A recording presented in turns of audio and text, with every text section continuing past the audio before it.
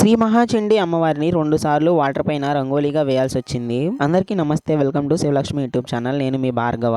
దసరా శరన్నవరాత్రులలో 7వ రోజు శ్రీ మహాచండి దేవి అమ్మవారి అవతారము. అందుకే అమ్మవారిని వాటర్ పైన ఇలా 2 సార్లు వేయాల్సి వచ్చింది. ఒకసారి వేసినప్పుడు వీడియో అంతా ఇలా బ్లర్ గా రికార్డ్ అయింది, అందుకని రెండవసారి వేసి వీడియో తీస్తున్నా. ఈ రంగోలీని స్లోగా వేస్తూ ఫుల్ వీడియో అప్లోడ్ చేశాను. అలాగే అమ్మవారి ఎలా జన్మించారు, ఎలా రాక్షస సంహారం చేశారు, ఇవన్నీ వివరించాను.